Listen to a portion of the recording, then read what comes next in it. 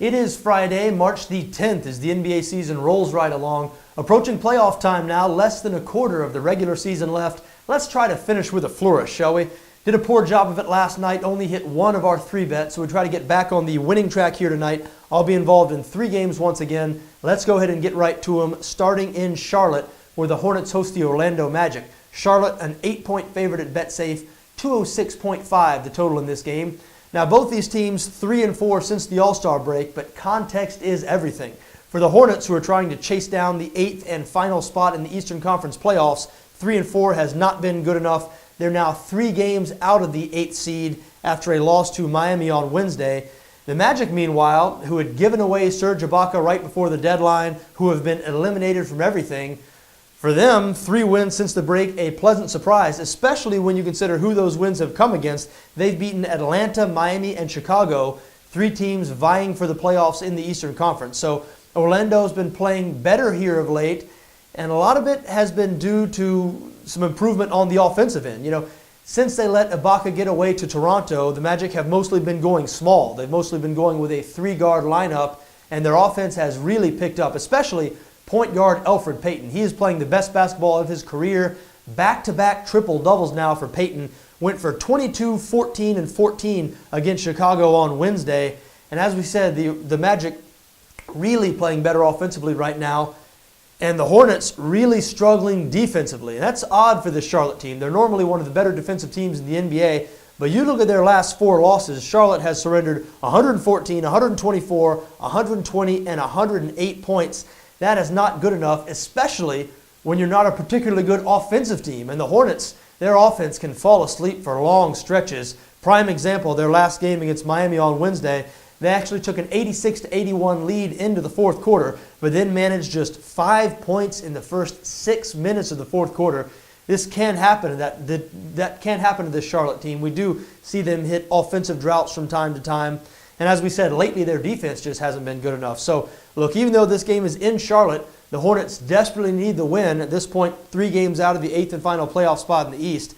I think 8 points might be too many in this situation. The Magic playing well right now with a lot of confidence. Like we said, Charlotte has not been playing particularly well. So I think Orlando plus 8, a good idea here. I am on that side of it. Moving on now to Atlanta, where the Hawks host the Toronto Raptors. Atlanta, a 2-point favorite at Betsafe. 201 the total in this game.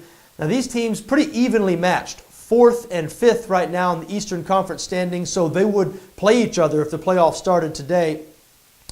Since the break, however, the Raptors have been playing better than the Hawks. Toronto, 5-2 since the break. It's been a little bit of a surprise because they lost Kyle Lowry, one of their main cogs. I mean, for the past couple of years, this Toronto team has been a guard-dominant team. Kyle Lowry and DeMar DeRozan really steer the ship. But since Lowry went down, they've changed their identity a little bit. Now, Lowry's loss coincided with them getting Serge Ibaka from the Orlando Magic, and Ibaka's been playing quite well since arriving in Toronto. Seems to have been given sort of a new lease on life. And Toronto's other addition didn't quite make as much noise as Ibaka, but right before the deadline, they traded for P.J. Tucker of the Suns, a tenacious defender. And Tucker has really given them something nice. As a matter of fact, he's moved into the starting lineup now. Played 38 minutes the other night in a win over the New Orleans Pelicans. And so this Raptors team, even though they still rely heavily on DeMar DeRozan offensively, they're really sort of changing identities now. You look at that win over New Orleans, Ibaka with a big game, P.J. Tucker, as we said, with 38 minutes, and Jonas Valanciunas, the center, had a huge game against DeMarcus Cousins and Anthony Davis. So you like what they're doing in Toronto right now. As we said, 5-2 since the All-Star break. One of the only teams in the NBA top 10 in both points scored and points allowed, so getting it done on both ends of the floor.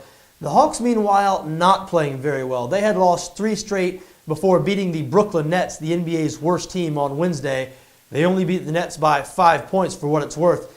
You look at this Hawks team, yes, they gave away Al Horford prior to the season, replaced him with Dwight Howard, and that's worked out well for the most part, but Howard not as good as Horford offensively. And then, of course, a month or so ago, they got rid of Kyle Korver, obviously their best shooter. So you look at this Hawks team now, where do they get their offense? Where are they going to get their offense on a nightly basis? Obviously, Paul Millsap is their best player, but He's not an elite scorer, not a guy like DeMar DeRozan for the Raptors, for instance. But Millsap is the Hawks' best scorer. I mean, aside from him, where are they going to get offense on a nightly basis? We know Dwight Howard, Sefolosha, these guys are obviously total non-scorers. So they really need some offense every night from guys like Dennis Schroeder, Kent Bazemore, maybe Hardaway Jr. off the bench, or Ersan Ilyasova. And those guys can step up in spots, but none of those guys are the type of players you want to be relying on night in and night out for offense. And so we see this Atlanta offense fail to perform frequently. And I just don't trust the Hawks right now. As we said, they lost 3 straight games, squeaked by Brooklyn in their last one. And the Nets made that a game close. They narrowed it to 106-105 with about a minute remaining in that game. So the Hawks could have lost that one too. Toronto, meanwhile, rolling as we mentioned. I think the Raptors go into Atlanta tonight and pick up a win. I like Toronto +2 in this one. Final game I'm involved in on this Friday, March the 10th. What about the Dallas Mavericks hosting the Brooklyn Nets? Dallas, a big 11.5-point favorite at Betsafe. 212.5 the total in this game. Now the Nets, somebody break up the Nets. They have won 2 of their last 5 games. That's true. They have also lost 19 of their last 21 games. That's also true. So look, I know the Nets have won a couple of games recently, but slow down here. Again, they've only won 2 of their last 5. They've lost 19 of 21, and when they lose, they still lose big. 4 of their last 5 losses have come by 14 points or more. The reason the Nets get blown out all the time is because they are a terrible, and I mean terrible, defensive team. Brooklyn has allowed 100 points or more in, wait for it, 14 straight games, and 37 of their last 38 games. The Nets have surrendered 100 points or more in 37 of their last 38 games. No surprise then, they rank dead last in the NBA in points allowed, surrendering 114.3 points per game. 0.3 points per game. They're also last in the NBA in point differential at -8.6. Where here they go visiting the Dallas Mavericks, who are red hot. Dallas has won 3 straight and 5 of 6. Now just a game and a half back of the Denver Nuggets for the 8th and final playoff spot in the Western Conference. That is a real surprise. A month ago, everybody had thought the Mavericks had just folded the tent on the season. But here they are, just a game and a half back of the playoffs. This is the final game of a 4-game homestand for the Mavs. They have won the previous 3 games on this homestand, so trying to wrap it up with a perfect 4-game homestand. 3rd in the NBA in points allowed. Under Rick Carlisle, the Mavericks have always been a good offensive team. They're constantly, seems like, reinventing themselves depending on who they have out there. But Carlisle always able to manufacture offense. But the Mavericks have not traditionally been good defensively. And it's mainly because, again, who they've had out there. When one of your main stars is Dirk Nowitzki, you might not be a great defensive team a lot of the times. But Dallas 3rd in the NBA this year in points allowed. And tonight they're getting back J.J. Barea, a guy who's missed a lot of this season with a calf injury, but really a key cog for them off the bench. He was averaging 12 points a game before going on IR with that calf injury, about a month and a half ago or so. Look, a lot of reasons to like this Dallas team right now. As we said, they've won 3 straight and 5 of 6. They've got their eyes on the 8th and final playoff seed in the Western Conference, playing at home here tonight against a Brooklyn Nets team who is wrapping up an 8-game road trip. As we said, the Nets, they get blown out routinely for the last 5 losses, coming by 14 points or more. So I wouldn't worry too much about the 11.5-point number here.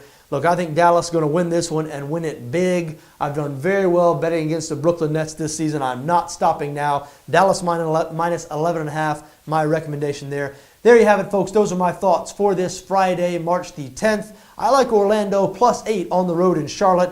I like the Toronto Raptors +2. I think they're going to beat the Hawks in Atlanta. And I like Dallas to cover 11.5 against Brooklyn in Dallas. I wish you best of luck no matter what you decide to do tonight, just so long as your interests don't conflict with my interests. Enjoy the games.